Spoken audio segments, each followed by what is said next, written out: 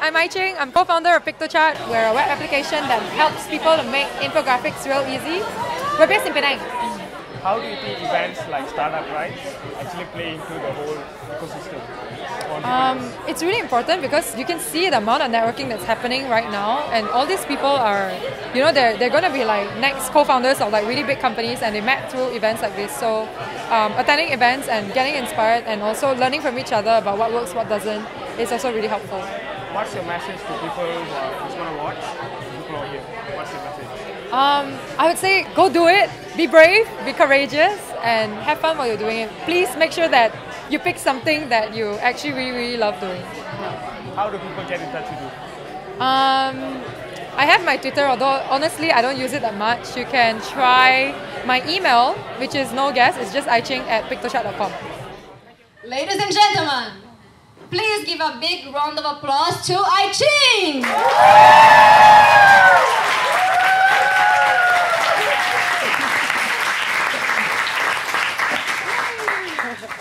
Is this okay. on? Supposedly, no. Turn it on. Okay. I only ran because she told me I had to run. Yeah. To create additional dramatic effect. Exactly. So, first of all, thank you very much. Thank you for having me and us, actually. Yeah. So, how many people from Piktochart are in here? Yay! So, okay, we're gonna talk about that, right? Yes. So you're gonna know who that guy is as well. If the camera can just get the guy in the other side of the table for a minute. We're gonna talk about him a little bit.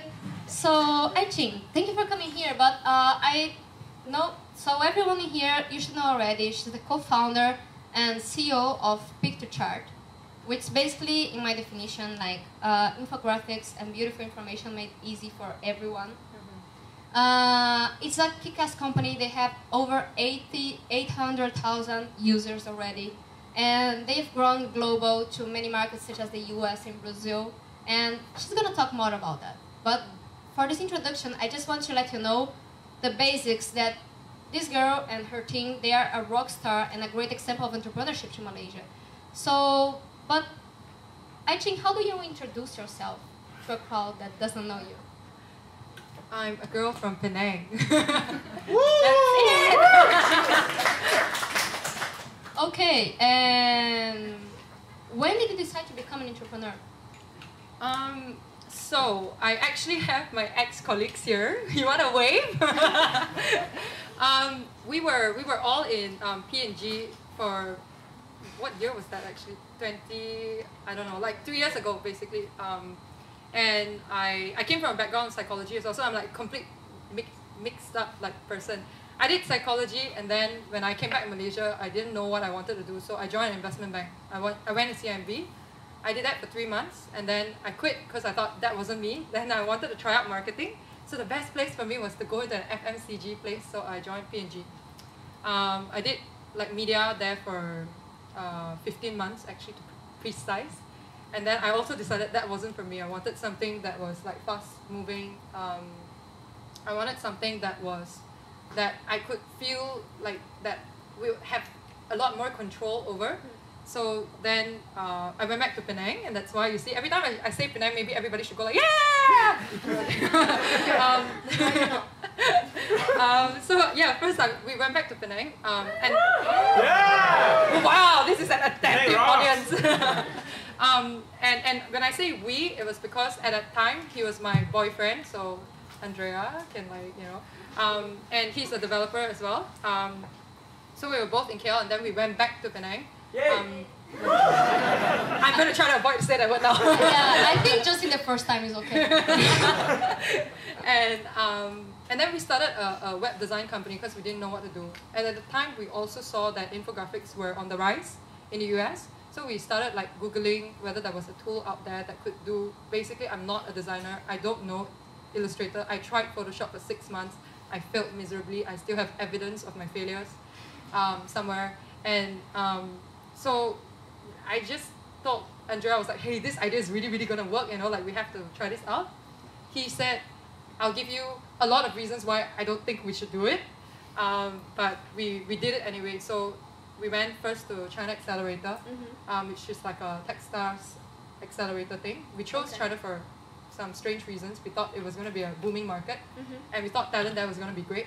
But after 3 months, it didn't turn out that way. But we came back with a lot of experience, and we launched the paid product in March of 2012. And then fast forward 2 years, we're now here. Awesome. So there are many questions just on that quick presentation. But before maybe going too deep into Piktochart, I mean, what made you become an entrepreneur more in a personal reason? I mean, what's your story? So where did you grow up, and what influence did you get? Like more on a personal level, to think that you wanted to jump out of that corporate job and start something by yourself? I really wanted to do something where every day I would go to work and I wouldn't drag my feet. I wanted to be in a place where the people that I'm around loves what they do, and that's still like the #1 most important like screening question that we have for interviews now. We just really wanted like to be in a place where we felt happy every single day, and not like be able to separate Mondays with Sundays and go like when Sunday is and then like Monday. No, actually, yeah, like kind of. I wish there was such a thing, you know, like Sunday is like sadness and then Monday is like total happiness because you're going back to do what you love. I wish there was such a thing, but of course there isn't really such a thing. But we wanted to create a place, a work that we really look forward to, something that was long term, and something that would also help to change the way things are in Penang. Because as some of you might know, there are not that many startups there. Okay. How many startups do you know, like Piktochart in Penang? Okay, so if we're talking about seed stage, there's quite a lot. People who have like come up with an idea and things like that, and there's more and more and more coming up. But I was recently asked to put like on a startup directory of like Penang startups that had a valuation of more than $1 million US, and I was really struggling. I came up with 3 names, and so I'm not considering like Job Street and guys like that, right? But I was really, really, really struggling. I realized that I didn't have that many people I knew that had a valuation that was higher than that. So that's, yeah. But we definitely, that said, okay, I don't want to add on like a sad note. There are so many young and energetic people now in Penang who are like beginning their startups in all sorts of things, from cafes to like all sorts of things, not just tech startups. Amazing. So coming back a little bit to Piktochart, there's a big issue for startups, which is finding a partner. So don't smile. So tell us the story of how you found your partner, so people will understand why we're laughing. Okay, so like I said, I introduced 3 years ago when we were in KL. Andrea was already here, and he was my boyfriend back then. He was a developer. I didn't actually think that I was going to do a tech startup with him. In fact, it was like the last thing on the back of my mind. But you know, when I came up with the whole like infographic idea and everything, I needed a co-founder. And if I had to go like out there and look for somebody, I much prefer somebody whom I'm like very comfortable to work with. I have to also say though, if you're a female entrepreneur, you don't know how to code, I do recommend marrying your co-founder. Okay. I guess those who are clapping are probably developers. Yeah. So that's actually the story of how I found my co-founder. But what are the challenges? Because I would ask what you look for in a co-founder, that's the typical question. But for you, I'd ask more, what are the challenges of living and working with your partner? Yeah, that's also another question we get a lot. So Andrea and I, we've known each other for 9 years. So it's quite a long time, but we've done this startup together for about 3 years. We had another startup before Piktochart. And I thought it might, like some people would go like, it seems, it could be like, you know, a drag to like see your husband day and night, but actually for us it was great. I felt like our relationship did grow even more. Although at the beginning it was very hard to know like which buttons you should push, and it will go like and like which button you will push and you know nothing would happen. So we just learned to avoid the buttons that would go so it's like a game, you know, as long as you like avoid those places then you're okay. And I felt that actually, so we started the startup and then we got married, so it wasn't the other way around, by the way. But yeah, it somehow worked for us. Amazing. So now thinking as for any partnership, not only as your co-founder and your husband, but what are the biggest learnings and challenges you found of partnering with someone to start an idea and matching the idea, matching the vision? What are the biggest challenges and learnings you've got from this? Yeah, I mean, I can try to put this question in a different way, like frame it a different way. So let's just say there are two co-founders now. What if we wanted one more, right? And like someone else to complement like both Andrea and my skill. It's really not easy finding a co-founder. I feel like it's almost like finding an investor. It's so difficult to find someone who understands what you want to do and why we want to be based in Penang, by the way. And that's something that a lot of people struggle with. Like the number one question we get all the time is, why are you based in Penang? And not many people understand that. Why are you based in Penang? Come on, I was like, come on, can we like defer the question? But yeah, it's not easy to find people who would definitely understand us. But just go around network. There's so many people in this room. There must be somebody who like can understand at least the vision that we're going for, right? As for why we're based in Penang, so 60% of our users come from US and Canada. That's something some people might already know. And actually less than 1% of our users come from Malaysia. So if we put that into perspective, what that means is it's either we're based in the Bay Area or we're based in US, or we can be in Bali or we can be in Antarctica. It doesn't matter. As long as there's internet connection, we'll probably be able to work. So for us, it was that kind of realization. And Penang is home. Penang is home to a lot of like odd people. So we have oh yay! It's also, we've managed to bring in quite a few like foreigners, as well as returning like Penangites, like after they went overseas to like work or study, and they decided they wanted to like fly home. A lot of these people we managed to attract and retain, and like it's amazing. You know, I feel like Penang's just got. They say there's something in the air, there's something in the sunlight, there's something in. But for us, it's we've had no regrets, and plus Penang food. Come on, Penang! You can sing the song. You know, there's like Penang a million things. Okay. So because of this song, okay. Yeah. So talking about talent, I think that could be a question that applies to Malaysia, but now specifically to Penang, it might be even more challenging because it's not the capital, it's not like the center of where everything happens. But how do you attract talent? Should I go tactically or like just? Just answer how you do it, and we keep Okay. talking. Yeah. Okay. How do you guys attract talent? I mean, how do y'all do it? So we tried everything that people would have thought about. So we tried JobStreet, we tried Facebook, we tried like telling people word of mouth. We tried LinkedIn, we tried posting in for like university student forums and all these kind of places. So we tried ISAC, and yes, we did get people out of ISAC. And I'm an ISACer, by the way. So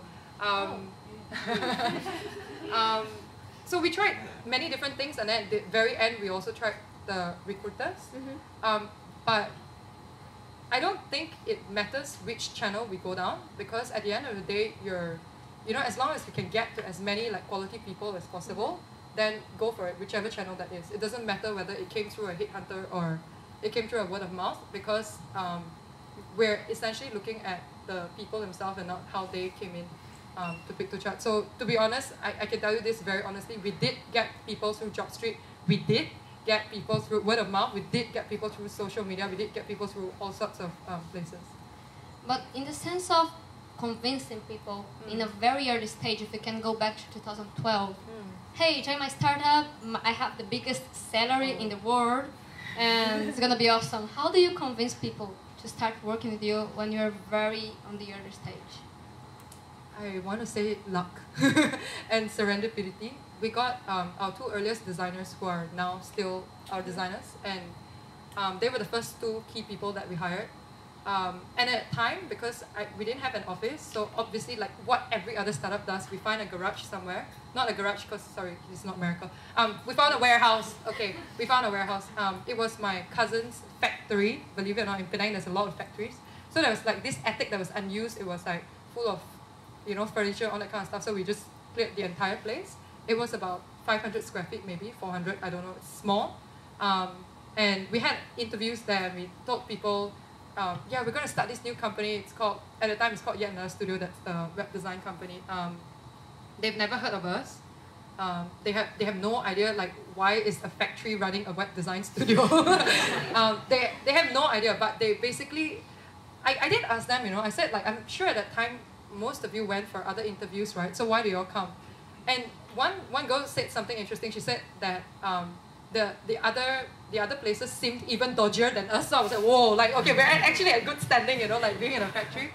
And another girl, she said that she came from like a small web design studio as well in Penang that didn't treat her quite so well. And she felt that even through the interview, she felt that we would have been people that she could work together for a long period of time. So she trusted us from that like 1 hour of interview. So I'm just repeating like what the girls said from the earliest 2 interviews that we've had. Awesome. So you'd say it's basically like the trust on the vision or on the way you value and treat them. Yeah. Awesome.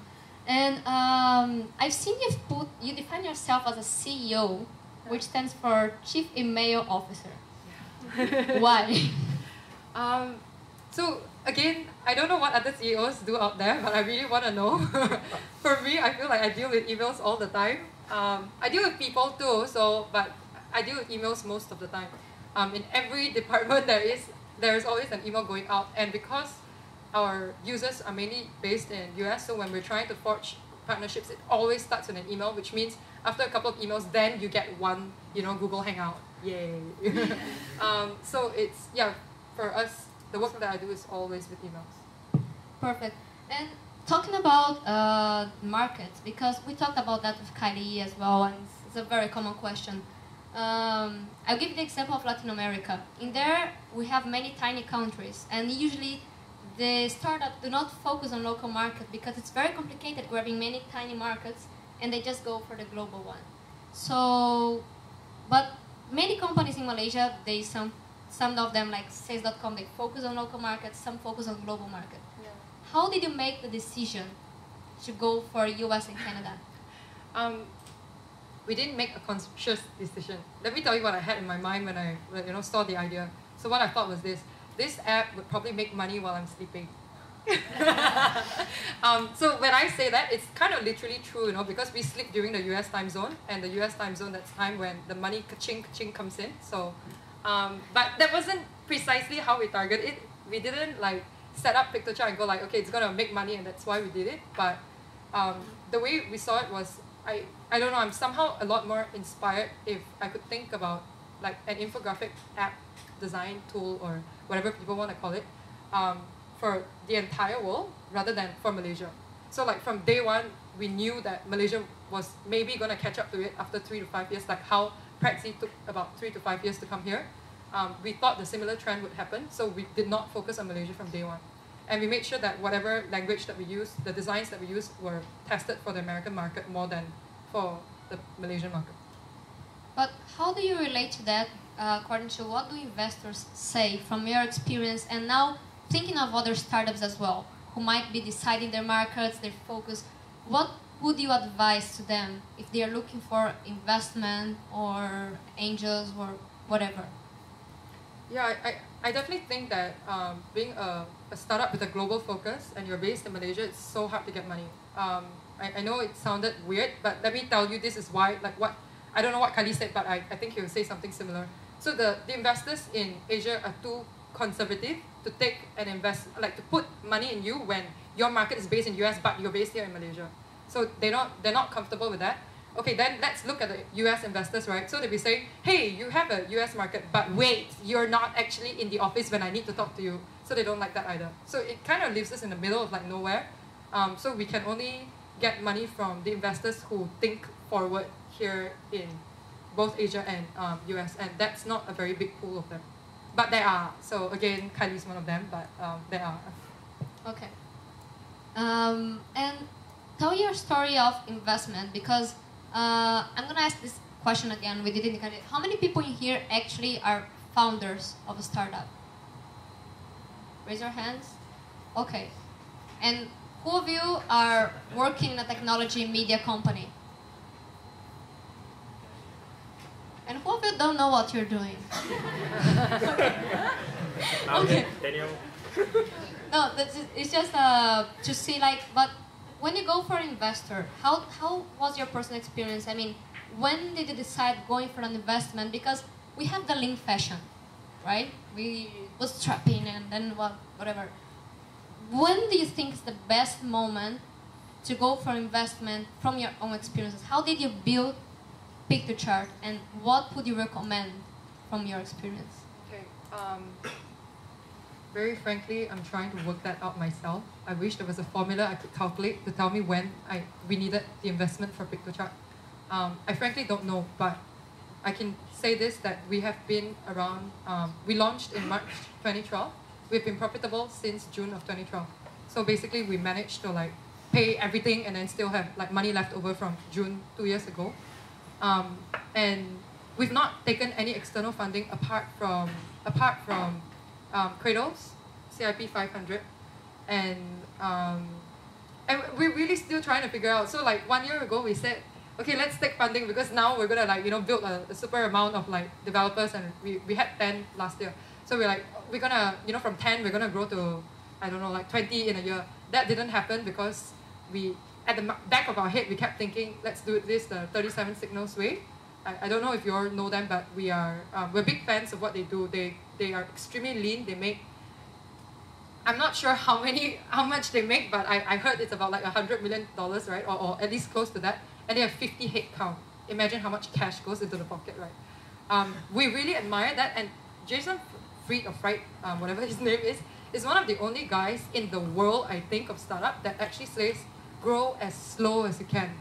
And although that sounds counterintuitive, because every other startup advice we've all heard is like, grow as fast as you can, and that's what every investor will tell you, grow as fast, burn as much, do everything, like, they always say things like that. But when I thought about what Jason said, I felt that he made some sense. Not in all markets can do this, especially if you have competitors that move fast and you require a lot of salespeople, or it's B2B, or I don't know, for some reason you can't do that. But what Jason said like resonated with us for quite some time. So it's always a struggle for us to decide when we need to take money.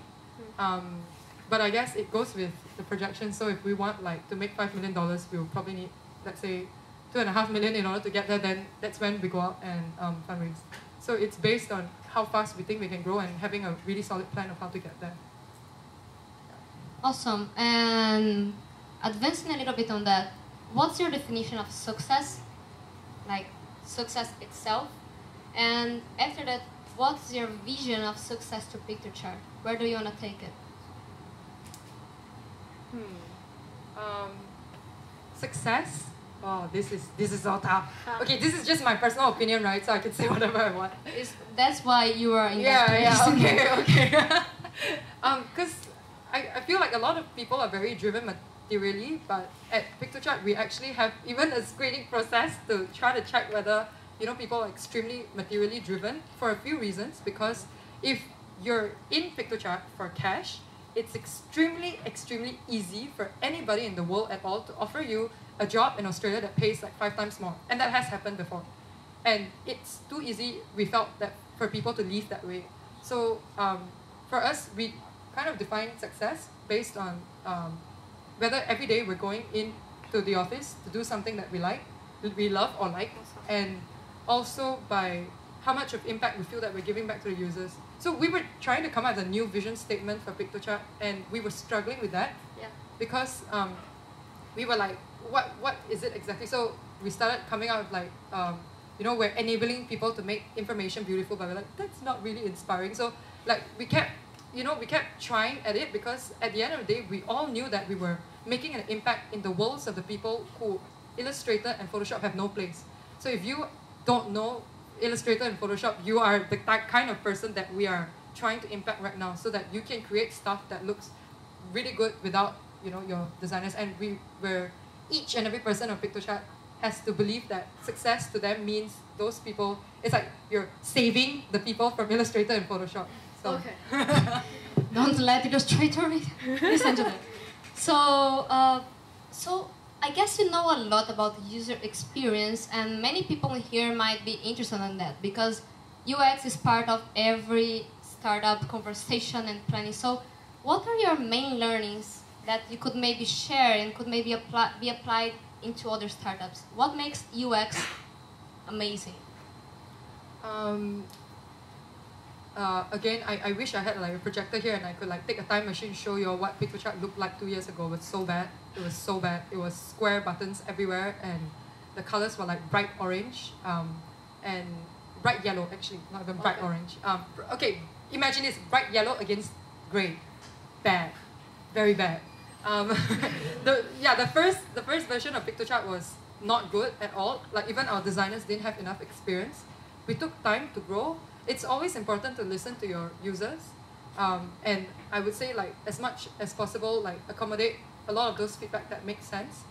And even at the stage that we are at right now, we also get consultation. You know, sometimes not just from our users because our users want 1 million things, and from time to time we have to like get somebody who like is not related to Piktochart, who's outside of Piktochart, who's not even a user, and then we get their opinion to like tell us whether we're kind of going in the right direction or not. But I would just say keep testing. If you can afford it, get A/B testing as well for the app itself, because the UX is going to be the like one of the most important things that an app like us would do. Okay, so actually I had a question before to ask you related to that. I know you've been receiving and you're very attentive to the feedback of the customers, of the users, but how much do you take of it? How much do you need to strengthen the vision and focus in one direction? Because you can definitely not please everyone and implement all the feedbacks you get. So how does it go for you to decide on what feedback are you implementing, and how do you decide towards that? Okay, so now we have a new way of doing things slightly.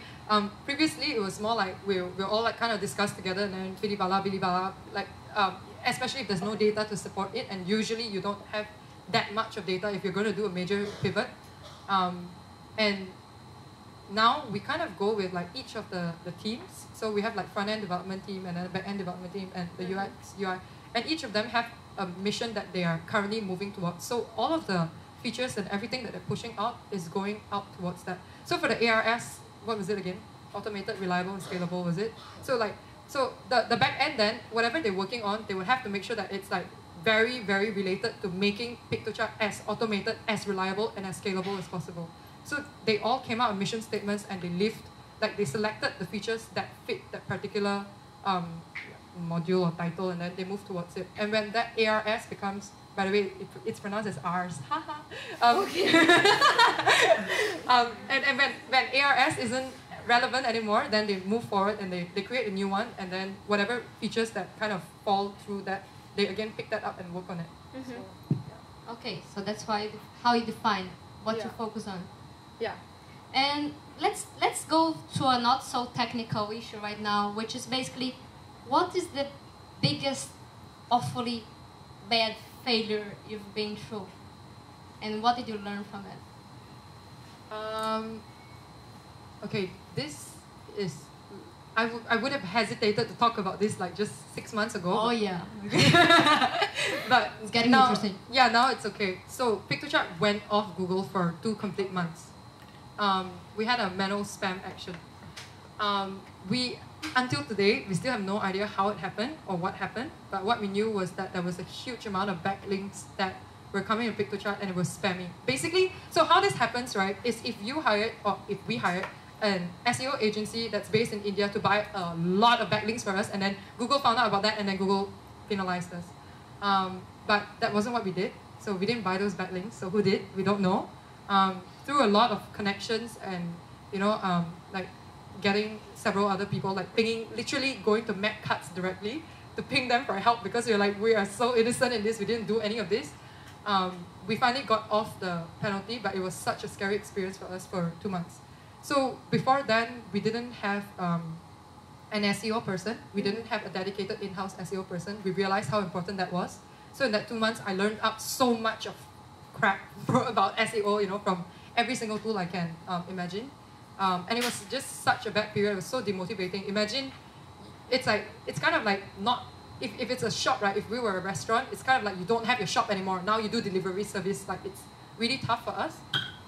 We lost about 20% of the traffic during those 2 months, which were very crucial months for us because October is usually the peak of traffic for, we don't know why, but in Piktochart it's our peak month. Yeah, but that happened and that was bad. But we just kind of like pushed through and we did everything we could to get off the manual spam action. And now not talking about a massive failure, but talking about failures in general. What do you think would be your biggest recommendation to startups regarding starting up? What things you would recommend from the learnings you have regarding, I don't know, hiring people, leading people, managing them? That's something, again, we're still learning. For us, it's all about the people. Any mistakes we make are still about people until today. So sometimes when we have like, I don't know, Andrea's team or someone else's team will say we need like 5 additional developers, then we go through the entire pool and we're like, this one, boleh tahan, okay, bring him in, like test him out. And that sometimes turns out to be a really bad decision when we hire in a really big rush. And we've learned that every single person that comes in, I call it like a fish bowl, You imagine a fish bowl is clear, right? And then you have clear water. You add one person, you add one drop of color. You keep adding like one person, but one of those people would actually be like proper poison water and it will like turn the entire chemistry really bad. It only takes one person to like destroy whatever culture that we have.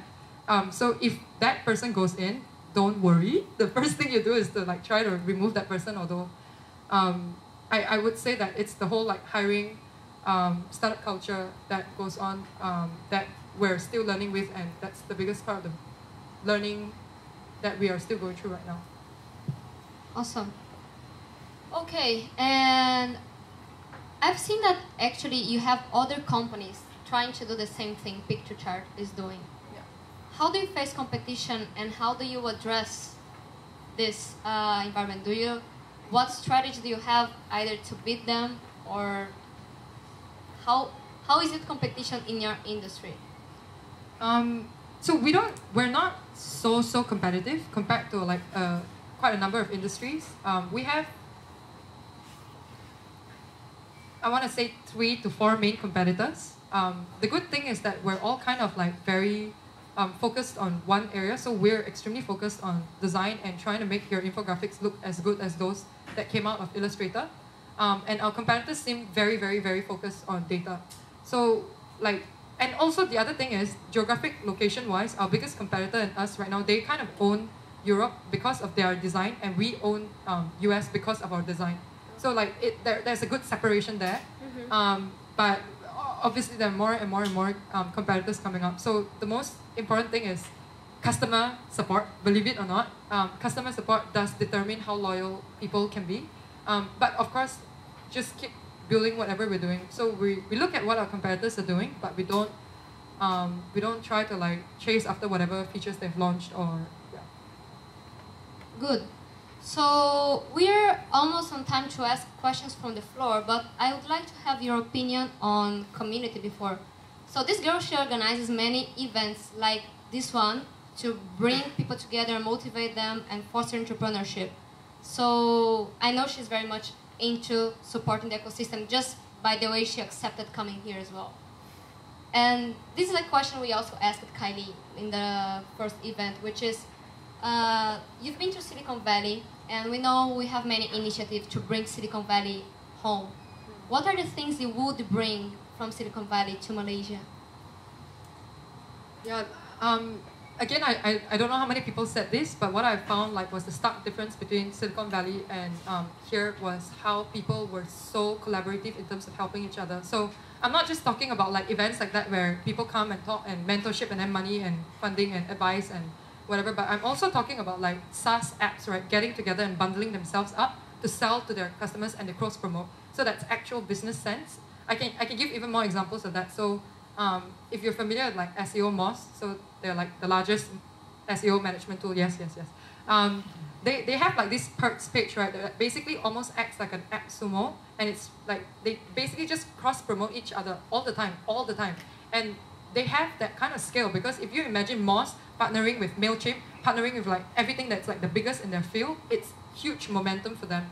And that requires a few things, of course. You first require a lot of SaaS ads that are good and in the same league. And the second, the willingness to like kind of partner and all of them come together. So The collaborative environment. yeah. And how can we build it in here?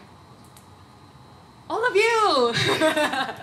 What else do I have to say? I mean, it's the effort of everybody, right? It's all of you, each and every one of you that has to like take part in this. Like, you have to be supportive of the events. You have to be supportive of the startups. You have to buy local. You have to, you know, like join local startups. You have to tell your friends about the startups. You have to, like, instead of thinking about, sorry if there's anybody from Microsoft, IBM, or Dell, okay? But basically consider, like, you know, career opportunities with startups, and you guys are the most important, like, you know, factor in the ecosystem right now.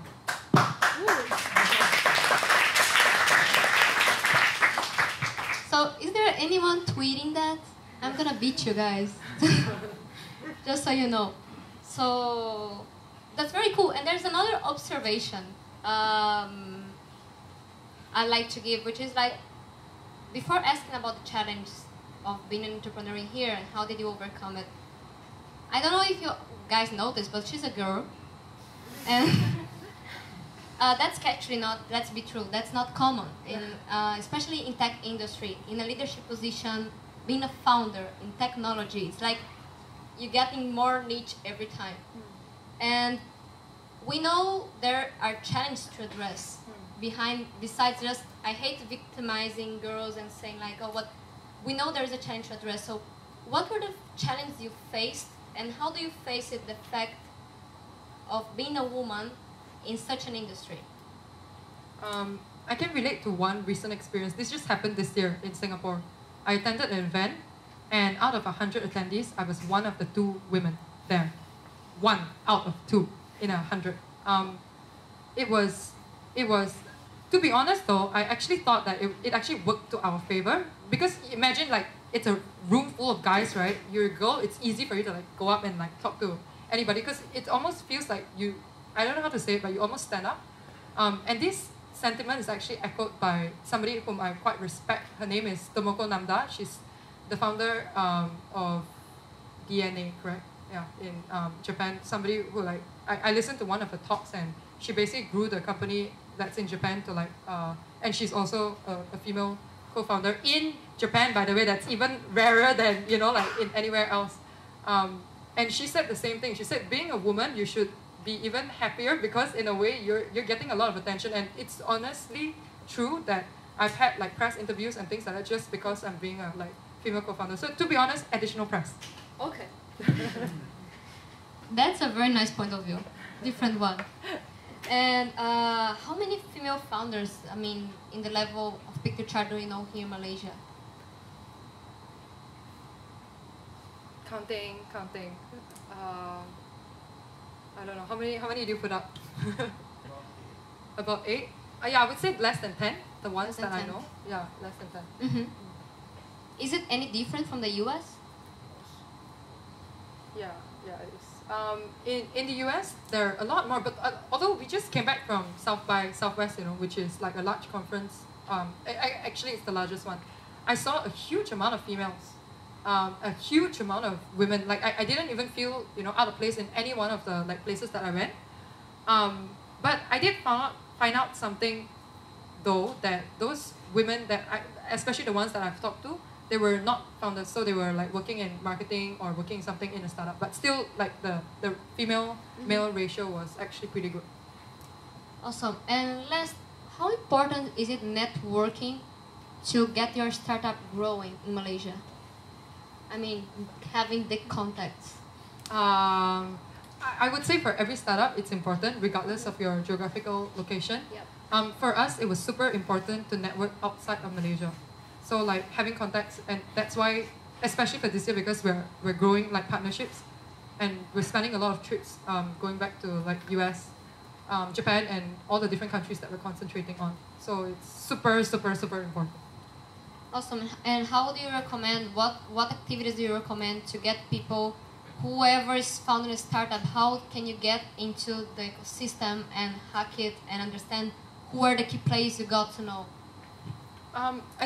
We started out with like coming to events like that, Yeah. to events like organized by Startup Malaysia, and then based on one pitch, we actually went over, like it's a mentorship, it's a full, I'm doing them not so much of credit if I just say it's a pitch, because they put in a lot of effort to like bringing a great host of people, including like co-founders of like LinkedIn and YouTube as well over here, and then we had a pitch competition, mentorship as well.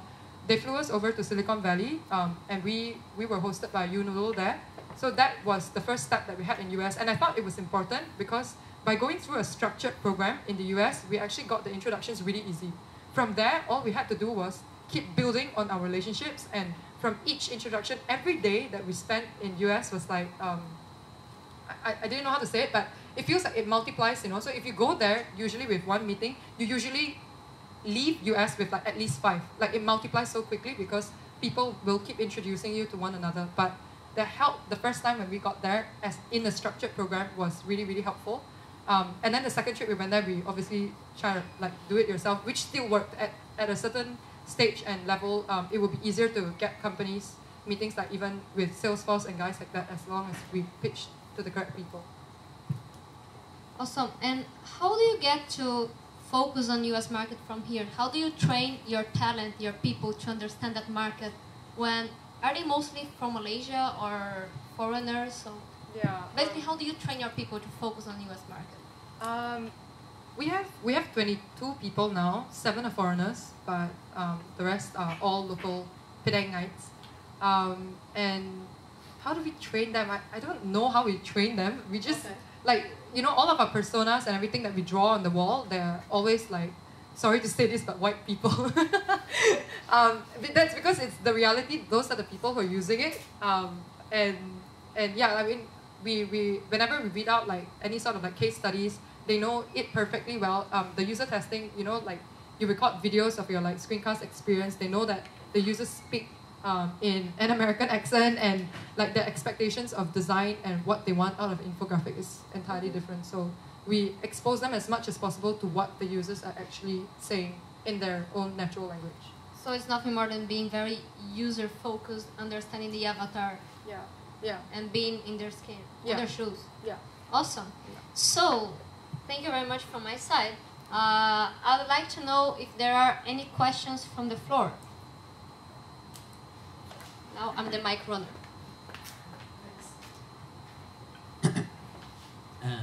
You're currently a web app, right? Yeah. Do you have any plans in the pipes to go mobile? The short answer to that is yes. Elaboration. Elaboration. Okay, the reason why we didn't focus on mobile, despite the entire world, and if you went to any of the like digital media conferences, they'd be like, "You're not in mobile," like, you know, they'd be like, "Wow, you're like a dinosaur." And it's true, but there are reasons why we're not in mobile. We are a drag and drop app, and if you try to use Piktochart, there are so many functionality that we were not able to. Try working. Okay, just think of this. Try working on Excel in an iPad. Like actually try to compute things, insert a chart in Excel in an iPad. There are iPad app. I mean, there is an iPad app for Excel, but it's really tough. It's really tough. I mean, try working on your spreadsheet in your iPad. You know, like just you would go crazy. I mean, just trying to type like equals sum and then, you know, like something, you would go crazy. Yeah. So that's the reason why we delayed it. But given the whole movement into mobile, we're definitely going there. Awesome.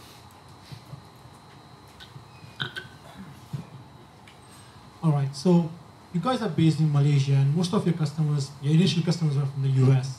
So how did you guys, what was your go-to-market strategy? How did you guys get your first initial customers back then when you guys started out being based in Malaysia? Okay. For us, again, lucky because we're actually one of the first. So our competitors and us launched around the same time. And SEO wise, it was like an empty, you know, like an empty landscape, just waiting for somebody to go plug their like number 1, number 2, number 3 there. So we got into SEO, and in terms of like search engine rankings, and then so we launched in March. In May or June, AppSumo contacted us. So this is the story. I know I shouldn't be plugging them so much, but they did help us a lot. So AppSumo is like this large Groupon. I hope most of you know that. And So you get value direct from them, those guys. And so we did a sale with them, and that really helped to kind of like jump, I don't know, spring us basically to the next level. And then from there onwards, to be honest, it's just people just kept coming in and trying them out, and when the word of mouth and the blogs that were written are all from America, then it is natural that the rest of the world that finds out about it would be mostly from America. Okay. Questions?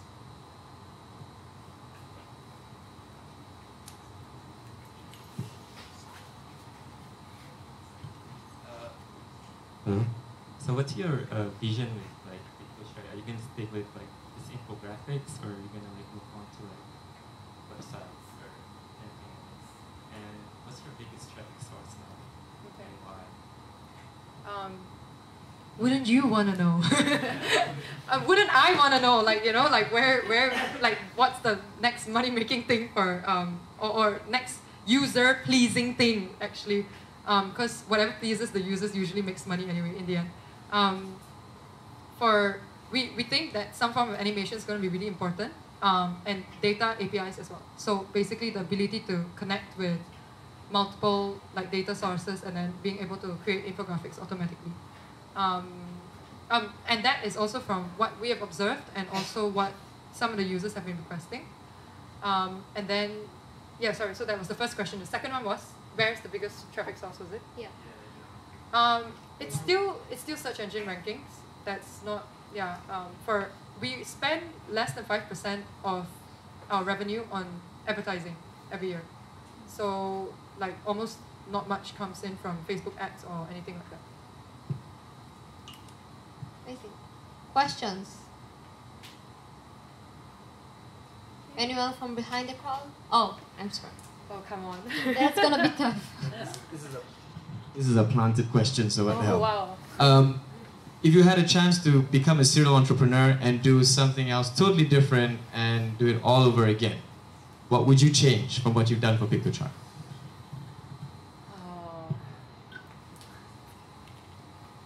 So does this mean like, you know, the next journey, or do you mean like the like if I had to like go back time and then redo it again? Next journey. Okay. Would I have said grow faster? I don't think so. That's a very interesting question, because like I feel like the mistakes that we've made help to grow us to where we are today. I don't want to like, you know, we would avoid those mistakes obviously, and they mainly have to do with some form of like startup culture, and how to like, you know, yeah, manage people and stuff like that.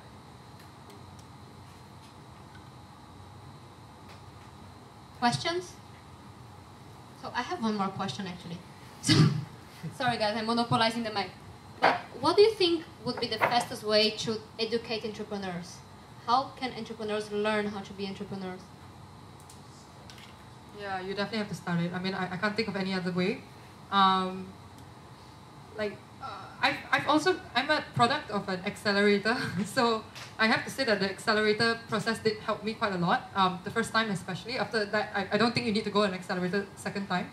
But a lot of people were like at first trying to convince us to get into Y Combinator, but we didn't think it was very, very necessary.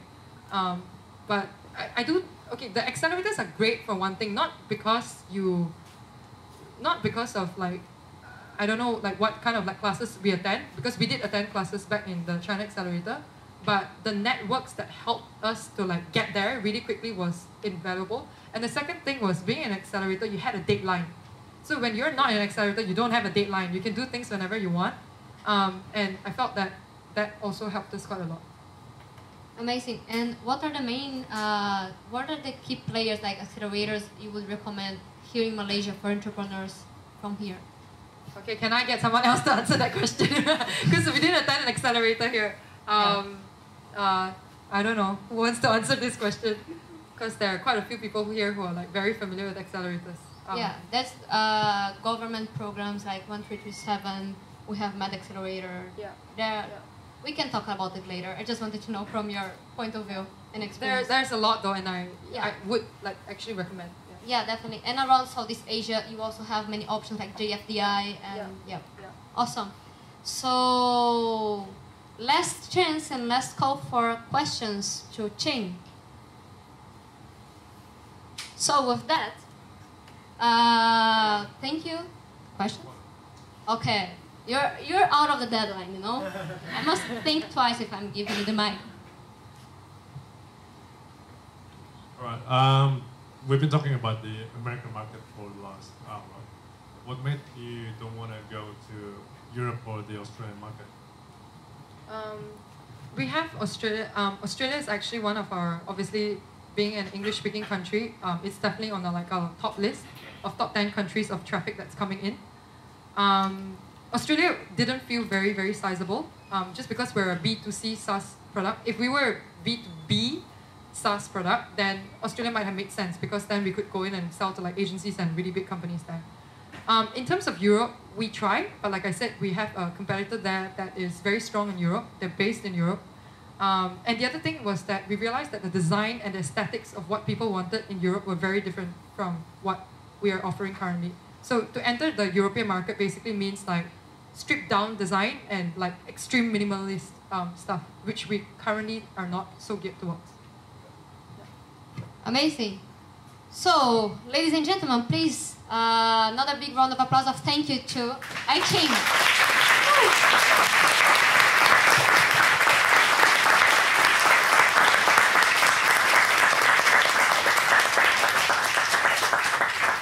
So it's very nice for me to be interviewing her, because before figuring out I would ever come to Malaysia, I was using Piktochart because I was trying to find a solution to my blog, to an accelerator blog, because I used it to work at an accelerator later. And she is the one, she mentioned she might have 4 important competitors, and these guys, they are one of these, and they are here from Malaysia, and they are doing really well in Portuguese and English, and that's really a demonstration that everyone can do it.